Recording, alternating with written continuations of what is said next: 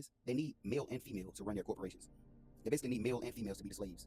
So instead, where at first it was the man works and dies for the family and the woman stays at home and be the mother, they decided we need the male and the female to both run our corporations and move off the world that way. So because of that, that's the reason why America pushes out propaganda that glorifies women being masculine. That's why all these music artists and things like that are so important for female empowerment. Now, most women, feminism and things like that, most women are, once again, they're sheep. Women have to be led by something. So women are stupid. They're naive. They don't even know what they're doing. They're just doing whatever society tells them to do.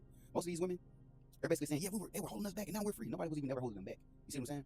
That's why women nowadays are the most oppressed women that has ever been in human history. It's because of their freedom that they've been granted. So a lot of times we see these women act the way, and we wonder why the government gives these women all these incentives to end a man in divorce or to put a man on child support and make a man's life hard and all these things, and basically get women out of power.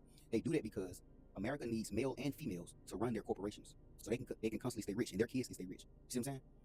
So in our households, we're fighting over who's going to be in control, who's going to be the power player in the house. Meanwhile, everybody else is getting richer, and they're looking at us like, dang, you can't even keep your household in check. That's the reason why. That's why propaganda is so important. That's why it's so important to push the modern independent woman that don't need a man and she drives her own car and all these things. That's the reason why. You see what I'm saying? Most people in this life want to work hard, work a job, and then retire and live comfortably. But if you look at most of those people's life, that never ends up happening. Most of those people end up working their whole life, and sometimes we even die while working. You see what I'm saying? The only way anybody can truly acquire any type of success is through unity. You see what I'm saying? But because of that, America said, well, we're going to play on the weaker sex mind. We're going to play on a woman's mind, and we're going to make her unruly, hard to deal with. Nobody likes her. She's the new important masculine force of the world, and she's this cool, amazing thing. No, she's what's helping the country stay rich.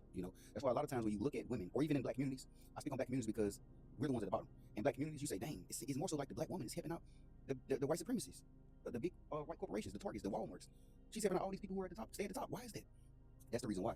She's been brainwashed to think that some type of way these people are going to grant her freedom, or some type of way she's going to be able to take the white woman's position. That's not how it works.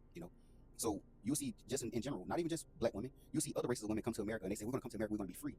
What they do is they come to America and they hop on a team of rich billionaires, and they basically keep these people rich. They keep the lights on in their businesses and corporations.